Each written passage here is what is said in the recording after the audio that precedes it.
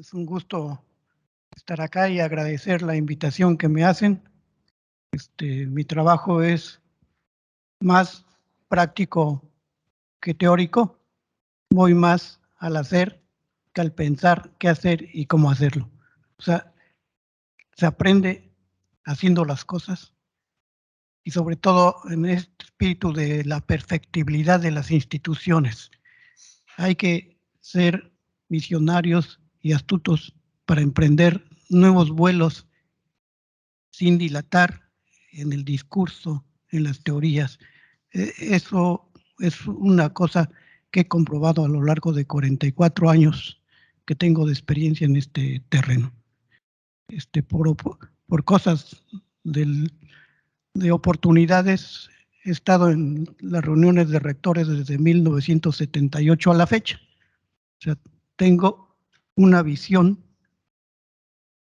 desde esa perspectiva de cómo se conduce la educación superior, cómo hacen los rectores para que sus universidades mejoren, se transformen.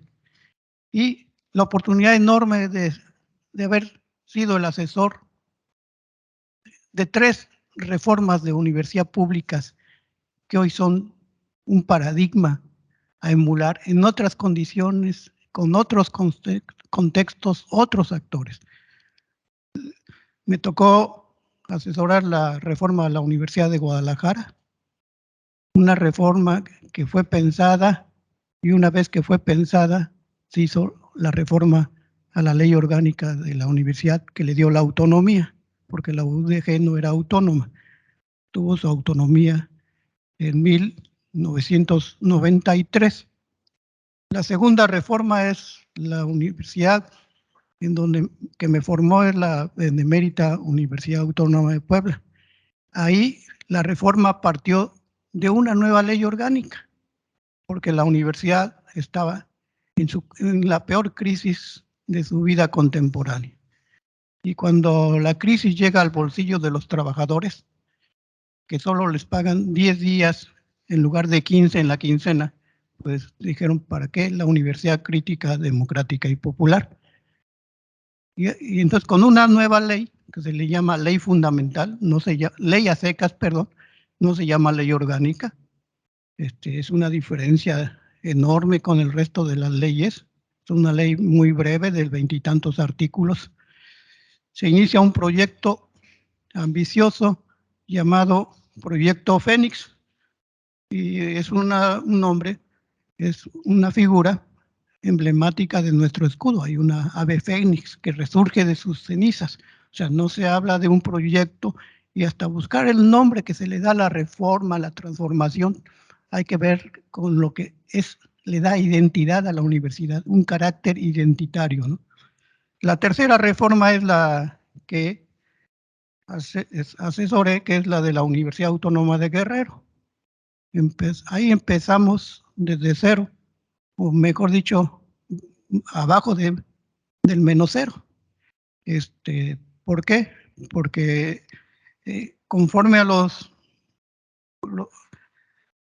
diagnósticos o guías del PIFI, cuando se les mandaba a las universidades para hacer sus ejercicios de planeación, si ustedes no recuerdan, por cada indicador había una gráfica que ubicaba a todas las universidades, y de los 50 y tantos beneficiarios, la Autónoma de Guerrero ocupaba el 50 o 51, y de las universidades públicas estatales el último lugar. Ahí se entró en un proceso de reforma, cuyo eje vertebrador fue la planeación y la legislación para que se pudieran dar cambios. Y nada más para señalarles, muchas veces las cosas no se hacen porque ponen como pretexto, pues yo hago lo que dice la ley, y protesté hacer cumplir la ley, su reglamento y los acuerdos del Consejo Universitario. Y un ejemplo muy sencillo para que se vean ustedes la fuerza que tiene saber hacer una buena legislación. Y una buena legislación no solo consiste en una ley o un reglamento, a veces consiste en un acuerdo del máximo órgano de gobierno. ¿Qué decían los directores de las facultades cuando se les dijo que habría que ir pensando en que los posgrados de fin de semana que aunque generaran muchos recursos, pues no graduaban a nada. O sea, el índice de graduación de los posgrados era nulo. Entonces, un ejemplo en el caso de la Universidad Autónoma de Puebla, un posgrado en Derecho, maestría en Derecho y doctorado en Derecho, una maestría en Derecho que tenía más de 500 egresados y no llegaba a unos 10 graduados o 50 doctores y solo se había graduado uno como doctor, un programa de doctorado. ¿Por qué? Porque eran de fines de semana, no había una planta académica, no había esto. Entonces, cuando el estudiante de posgrado terminaba, pues de aquí que alguien le asesorara, que le evaluara el proyecto, pues simplemente ahí quedó todo. Entonces, y el argumento que decían los directores de la Autónoma de Guerrero es que yo prometí hacer cumplir la ley y los acuerdos del Consejo. Díganme en qué reglamento me está diciendo que yo tengo que hacer un posgrado distinto si me está generando recursos. Entonces dijo, bueno, que todo programa de posgrado debía ser evaluado por acuerdo del Consejo Universitario en un término de 1 año. Programa que no sea evaluado queda en suspenso. Programa que en el segundo año no reincida en esa actitud, se liquida el programa de posgrado. Todos los programas debían ser evaluados tomando en cuenta como requisitos básicos a cumplir conforme a un programa de mejoramiento de estos que cumplían los requisitos de lo que en ese momento era un programa de reciente creación en CONACYT. Y no solo eso, que cualquier programa nuevo debía cumplir al menos eso. Entonces, vean ustedes que de solo 2 programas en el PNP en cosa de 4 años pasó arriba de los 30 programas en el PNPC. Y están las estadísticas no mienten. Entonces, es para un poco incentivar cuál es la razón de ser y el papel de la legislación. Hemos escuchado 3 conferencias, voy a tratar de hacer un resumen para que observen con mayor claridad lo que voy a exponerles, que es muy breve, muy breve. Entonces, el maestro José Aguirre enfocó hacia la cobertura de educación superior y financiamiento. ¿Eso qué implica en el caso de una universidad como la Autónoma del Estado de Quintana Roo? Pues que debe contribuir a cerrar la brecha de cobertura que esta entidad tiene respecto a las otras entidades. O sea, Quintana Roo no está en un buen posicionamiento en cuanto al lugar que ocupa de cobertura de educación superior. Haciendo un ejercicio muy sencillo, se puede decir que se tiene que duplicar o casi duplicar la actual población para llegar al promedio. Ya no digan superar ese promedio y estar dentro de los primeros 10 lugares, sino simplemente eso. ¿Eso qué implica? Se va a hacer más de lo mismo, o sea, con un espíritu incrementalista. Y luego si lo que correlacionamos con el financiamiento, ustedes pregúntense cuál es el subsidio por alumno de un estudiante de esta universidad respecto al promedio nacional. Entonces, ¿y a qué va esto? Entonces ustedes han visto que han puesto en la mira un programa de austeridad republicana, pues una austeridad que ahorita está sustentada en que pues no hay gastos de esto y recortan, pero esa es una austeridad, yo diría blanda, por no darle otro adjetivo. La verdadera austeridad de la universidad debe ser aquella que esté sustentada en una planeación que permita pasar a una programación anual y un presupuesto, y de ahí se va hacia la rendición de cuentas. Entonces, las críticas son como vasos medios llenos o medios vacíos que se han hecho sobre este papel. Es decir, la misma Universidad de Quintana Roo surge, ¿en qué momento? Surge en el momento en que el gobierno hacía una crítica severa al conjunto de las universidades públicas estatales y plantea un nuevo modelo de universidad mexicana.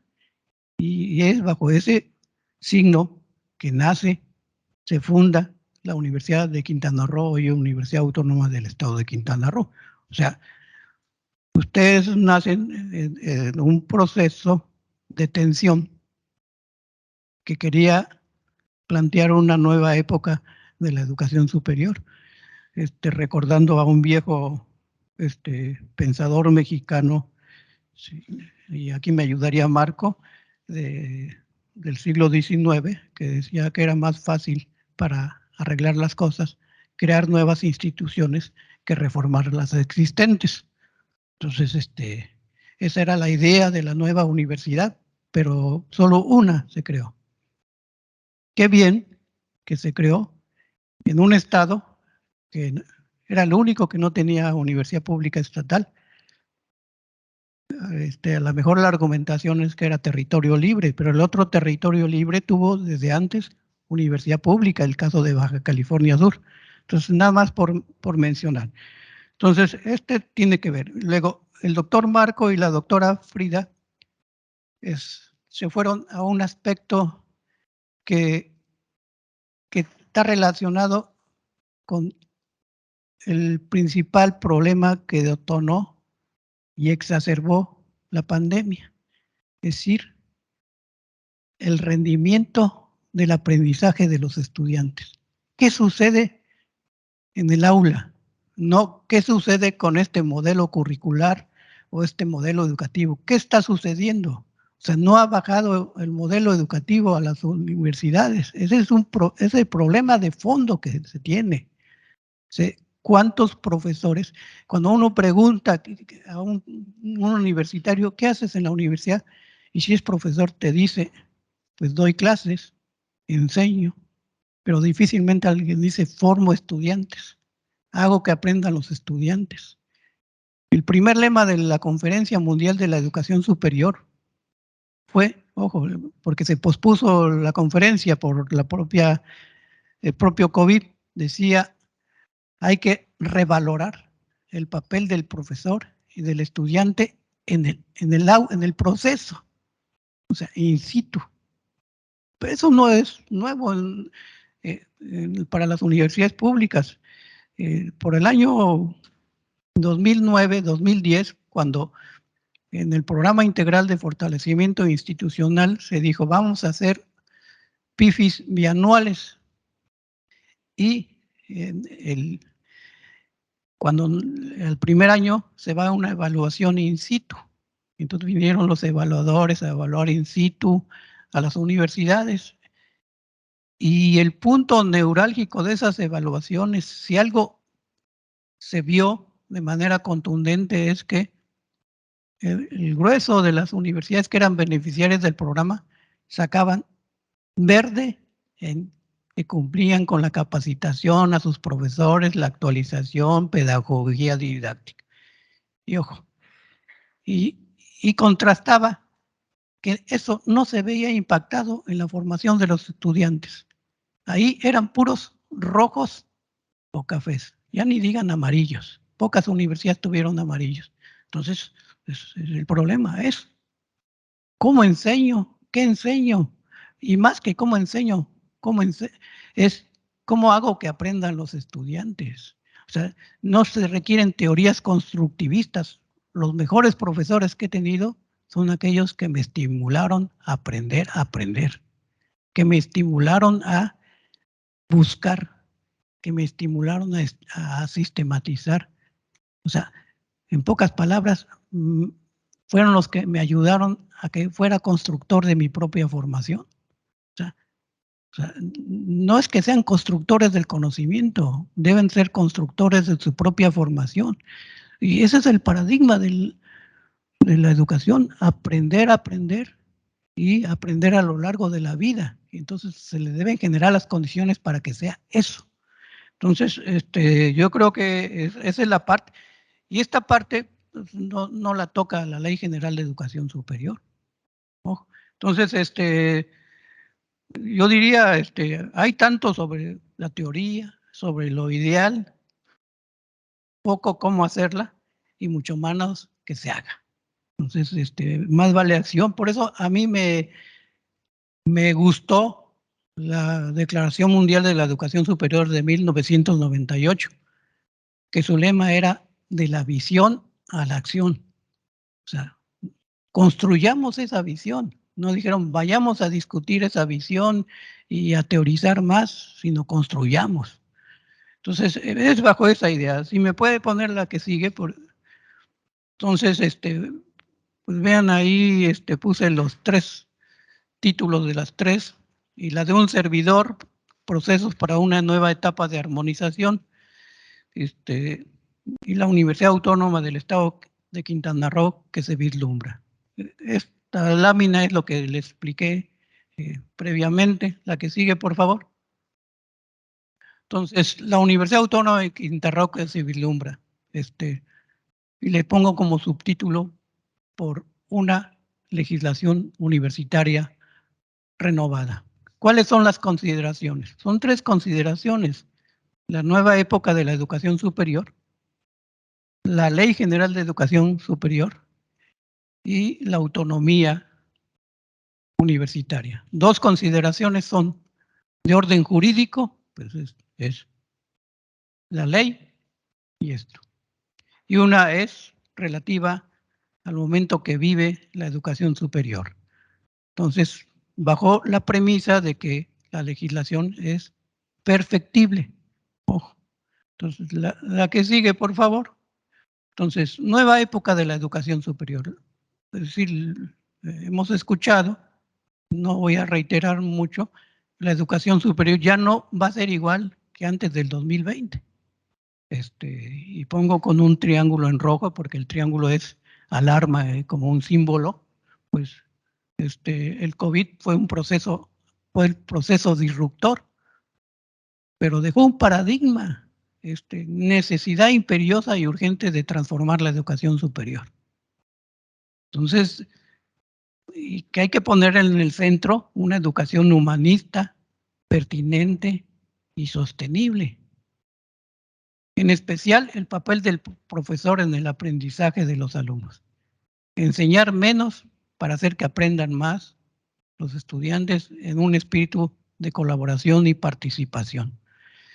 De ahí la consigna o el lema que dice que nadie se quede atrás. O sea, el retorno a la presencialidad o a la hibridez, según se haya dado, es pues la recuperación emocional del estudiante. Los estudiantes no son una máquina que llega para aprender automáticamente o para escuchar al profesor, para entenderlo, no.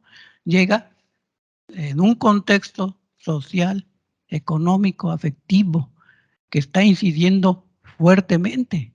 Entonces, el maestro no puede seguir siendo un maestro que no tiene una perspectiva humanista, que no ve eso.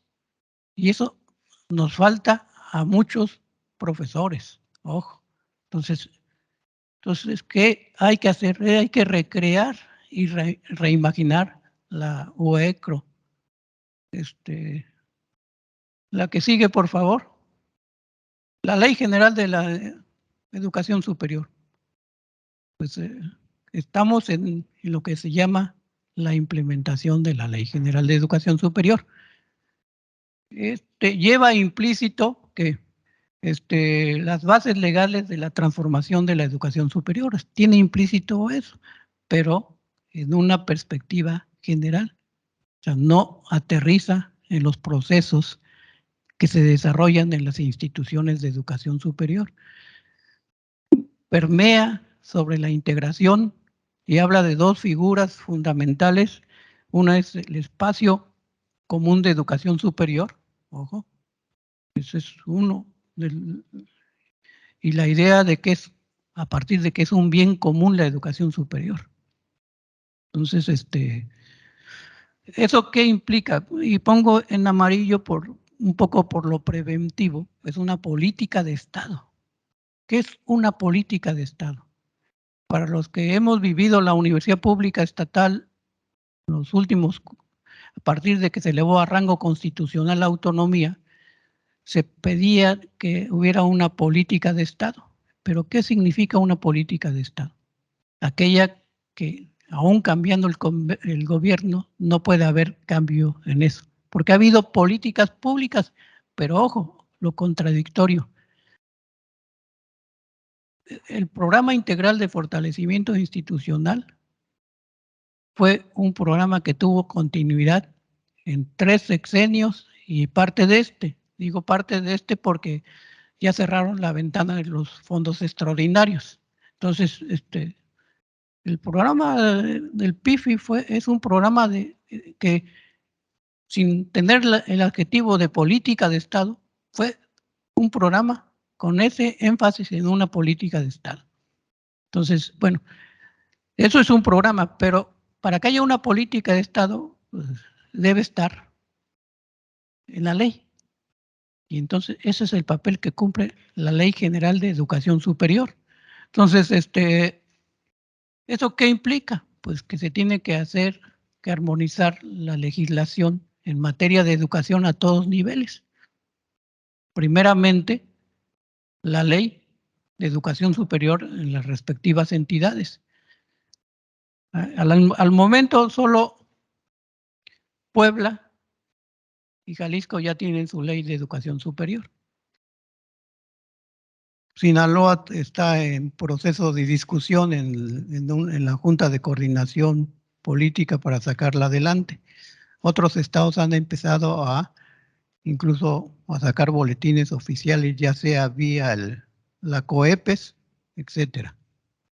Entonces, también se debe armonizar la legislación de las instituciones de educación superior. La de carácter público tienen su ley orgánica o su ley de creación y dependiendo si son autónomas o no. Pues ya veremos en los próximos meses que va a haber un machote para cambiar todas las leyes orgánicas de las universidades tecnológicas, por dar un ejemplo. Porque así fue, con que yo tome al azar 10 leyes orgánicas de 10 universidades tecnológicas, les puedo asegurar que es la misma ley, lo único que cambia el nombre, el estado, y si acaso los transitorios, y la fecha de publicación y en qué periódico, pero lo demás es igual. En el caso de las autónomas, no. Y bueno, la ley estableció muy claramente, a raíz de que se establece, que muy claramente que para reformar una ley orgánica se requiere el consenso y el dictamen del máximo órgano de gobierno de la universidad, esto es el Consejo Universitario. Bueno, en caso de universidades como ustedes que tienen la autonomía, la ley no dice explícitamente que es el Consejo, pero se sobreentiende porque la junta directiva tiene 3 fines nada más y no puede tener otros fines. Entonces, el máximo órgano de gobierno en esencia de esta universidad es el Consejo Universitario. Entonces, es la forma de interpretar cuando no lo dice explícitamente. Entonces, y los ordenamientos internos. Entonces, no solo hay que armonizar la ley orgánica, hay que armonizar eso. Entonces, pues hay una cosa que está jugando a favor de que no haya una reforma a las leyes orgánicas. Entonces, el hecho de que la gratuidad está en función de la suficiencia presupuestal y de ¿qué otro factor? El otro factor es el relativo a la gradualidad. O sea, no va a ser de la noche a la mañana. O sea, cuando el maestro José Aguirre hablaba de los 13,000 millones de pesos o del orden de los 13,000, eso se tiene que hacer dentro de un proceso gradual. Nada más para dar una idea, el PIFI apoyó a las universidades públicas estatales del 2001 al 2021 del orden de los 30,000 millones de pesos. O sea, queremos que en un año puedan dar casi la mitad de eso, estaba un poco difícil, pero si hay voluntad política, y eso podría ser, pero no es el caso. Entonces, en suma, hay que armonizar la legislación de la universidad. Ahora, no hay que esperarse a la ley, simplemente hay que armonizar aquellos aspectos que no violenten la legislación. La legislación de la mayoría de las universidades, ya sea en el capítulo o título de patrimonio, dice que forman parte del patrimonio de la universidad, entre otras cosas, las cuotas por servicio, pero los servicios pueden ser porque la universidad ofrece consultorías, apoya proyectos de transferencia de tecnología, etcétera, y otros, los de las colegiaturas, de estos programas educativos en los cuales otorga un certificado de prepa, si es que ofrecen prepa, títulos o grados de maestría o doctorado o de especialidad. O sea, esos están circunscritos como servicios que deben ser gratuitos. Ojo, los otros no. Entonces simplemente hay que hacer una reforma, pero esa reforma es volver a repetir lo que la reforma constitucional puso en los transitorios y luego la Ley General de Educación puso en los transitorios y la Ley General de Educación Superior lo puso, pues diríamos, es una superficialidad jurídica. O sea, la ley debe ser imperativa. Los transitorios deben decir, sí señor, no se puede, pero en este año.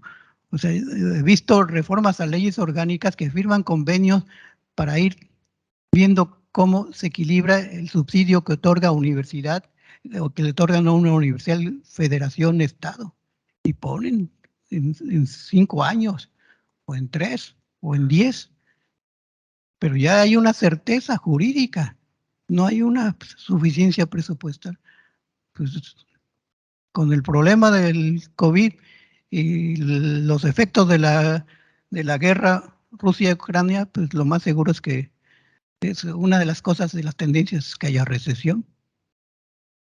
Y los efectos son sensibles, entonces, ¿para qué hacer una reforma a la ley orgánica? Entonces, veamos qué se puede hacer.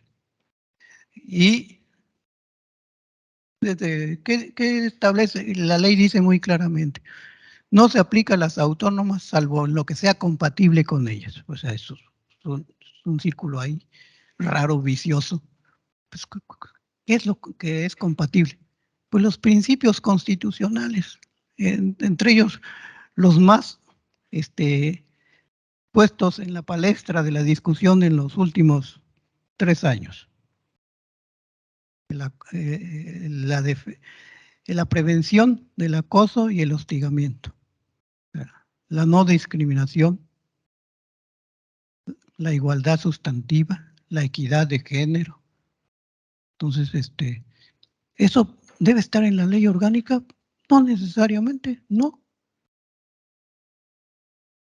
Entonces, no todo se va a meter en esa bolsa que se llama ley orgánica.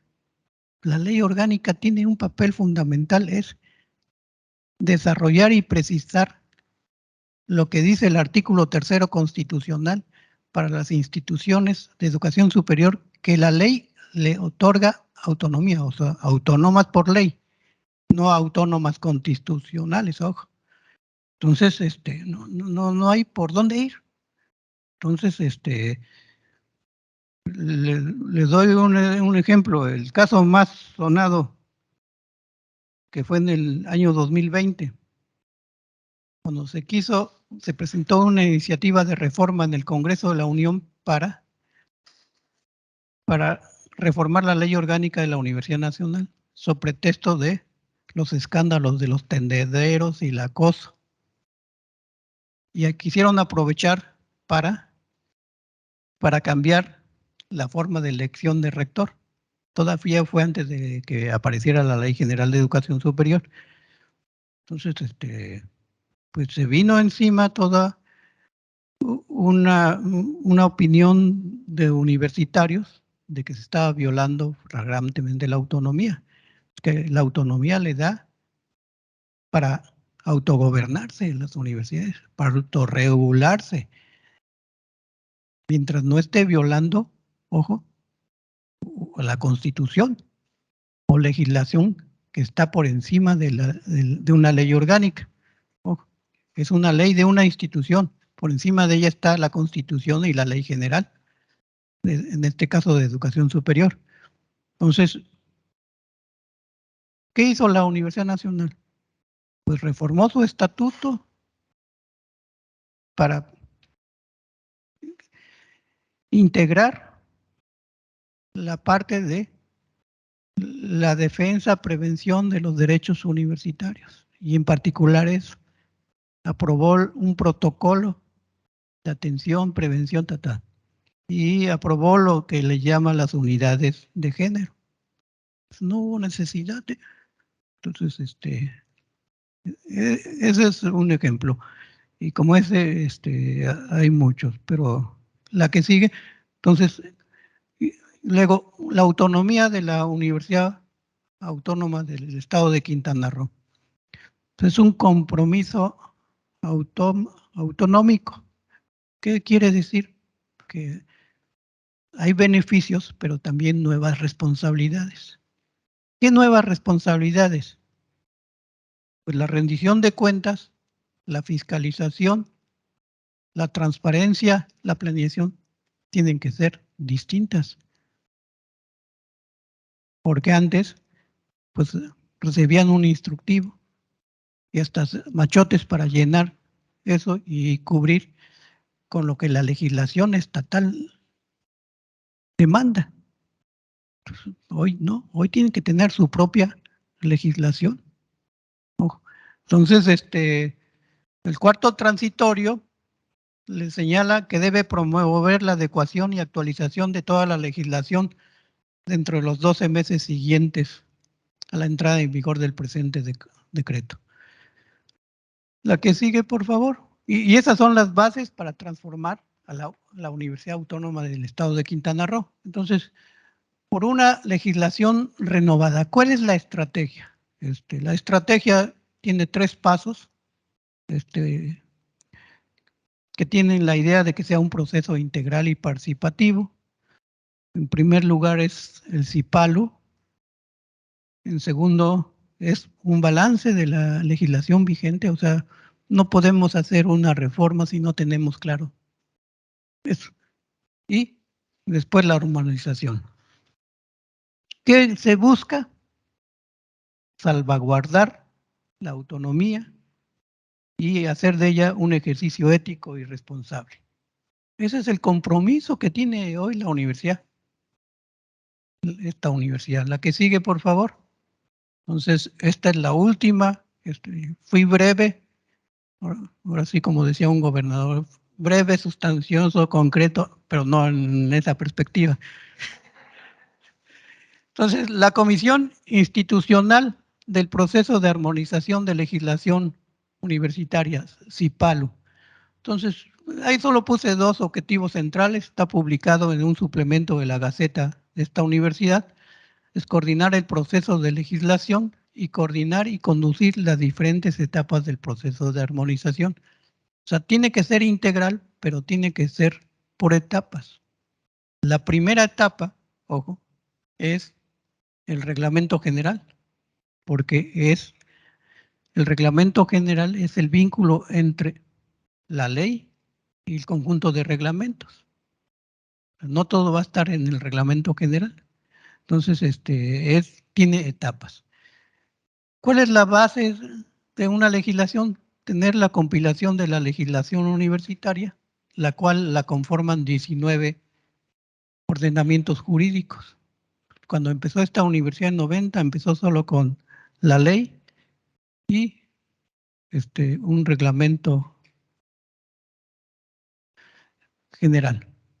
Fue hasta 96 que apareció el EPA, pero apareció en un contexto donde solo había menos del 8% de los profesores PTC tenían doctorado, no llegaban al 30% con posgrado. 30 años después, tenemos que el 55%, 56% tienen doctorado, solo 2 son licenciados. Entonces, eso tiene que tener su efecto en el segundo reglamento importante, no necesariamente en el orden, es el EPA, el Estatuto de Personal Académico. y debe verse en la perspectiva de no solo del estado actual que tiene, cómo está el personal académico, sino qué queremos de ese personal académico a futuro. Entonces, si yo pongo que para ser titular A se puede con maestría y abro un concurso para un nuevo ingreso de profesores, pues no estoy mejorando la universidad. O sea, el reglamento, el EPA debe ser una propuesta novedosa que parta de una realidad que quiere mejorar.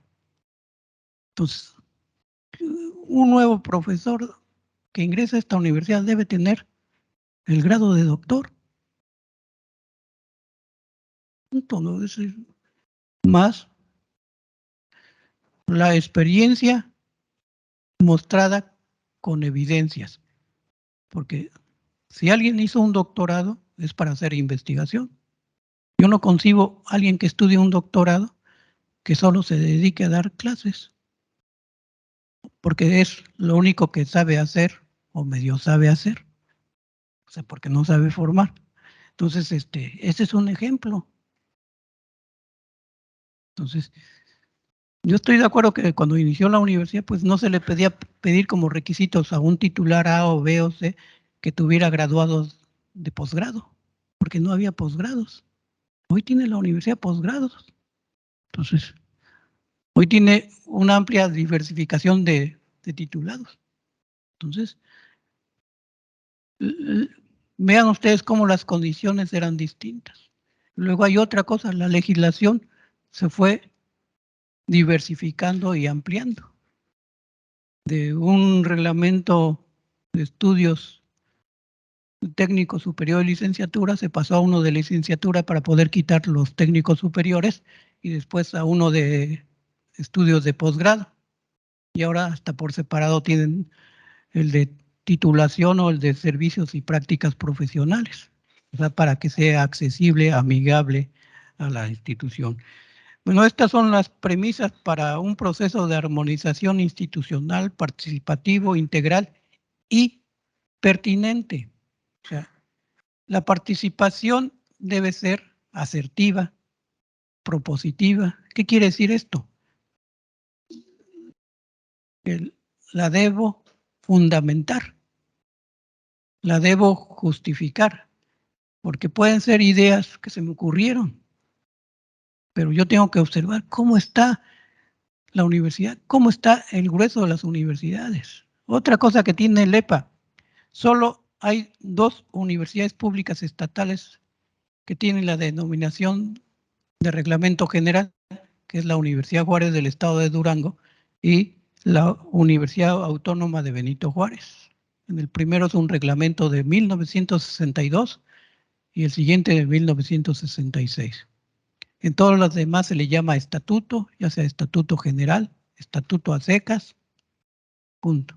Ahora, cuando se tiene un estatuto es porque hay reglamentos que de él bajan. Si no, no tiene sentido hablar de un estatuto. Entonces,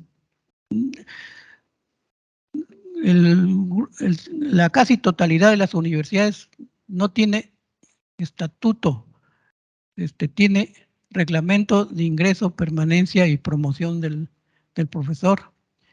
Y las figuras de reconocimientos como maestro emérito, medalla Andrés Quintana Roo, doctorado honoris causa, forma parte de un reglamento separado, porque esos son menciones y reconocimientos en base de una trayectoria que se les puede otorgar a personal académico de la universidad o no del que hayan contribuido, incluido es el único que es propio para los profesores de una universidad es cuando se les denomina profesor o personal académico emérito. Ojo, ese es un ejemplo de que hay que ampliar y diversificar. Luego, ¿qué otro problema tiene de fondo el EPA? Lo digo, es la figura de investigador auxiliar.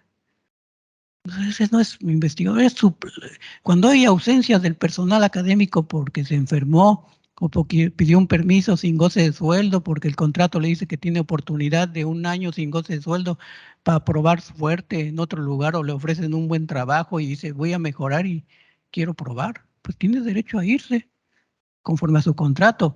O la universidad lo apoya para hacer un doctorado o hacer su tesis doctoral. Entonces, pero yo no veo que eso se sustituya por un investigador auxiliar. Pues no, se debe sustituir conforme a las reglas que son las normales. Yo no puedo sustituir a un investigador titular, sé que se va de año sabático, con otro investigador titular, ¿sí? Como si fuera un robot. Él estaba haciendo esta investigación con estas gentes. Pues no sé si eres empático o no, pero es como si fueras un robot y te meto en la misma categoría, ¿no?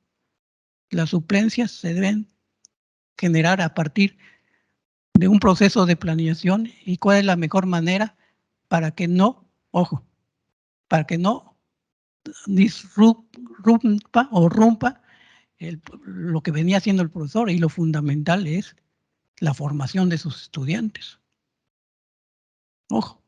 Entonces, vean ustedes cómo, entonces, no, pues es un capítulo que hay que quitar. Luego, ¿qué hay que observar con esto de la fiscalización? Pues a lo mejor en el pasado, como era estatal, pues, como dice la frase, le tapaban el ojo al macho, pero hoy no se puede. Entonces usted tiene una plantilla reconocida por la Secretaría de Educación Pública y cuando les otorgan el subsidio anualmente firman un anexo que se llama anexo de ejecución, y eso está en la plataforma no solo de esta universidad, está en la plataforma de la Secretaría de Educación Pública y todo mundo puede entrar a esa plataforma y bajarlo. No está esa figura de pata. Entonces al rato en una auditoría se los van a observar. Entonces, ¿qué hacer? ¿Cuántos son? ¿Son 20? ¿Son 30? ¿Qué? Entonces, eso debe ser, llamémosles técnicos académicos. Y los que tienden a ser personal académico de carrera, pues transformémosle esa parte a una plaza que es, pues que responda a lo que es, zapatero a tus zapatos. Tú estás en una zapatería para hombres y tú para una de mujeres, pues no te puedo poner una intermedia. Bueno, sí, ahora con la inclusividad sí, pero pues no. Entonces, yo creo que esos son los puntos neurálgicos que deben reflexionar. Es una oportunidad, como dijo el maestro Marco, que se le haya dado, es un éxito que se le haya dado la autonomía a una universidad, cuando más se está criticando la universidad pública, no por el subsecretario que echa porras y todo, o mi amiga Carmen Ederina, no, por el propio ANLO, vean las mañaneras. Entonces, hay que prevenir y no actuar reactivamente. Hay que blindar a la universidad legislativamente, es la mejor manera de blindarla. Entonces, vean eso. Entonces, con eso termino y el trabajo que tienen por delante es trabajo. Es más trabajo, pero si lo encausan, lo planifican, es un trabajo menos estresante, menos tenso. Es todo. Muchas gracias.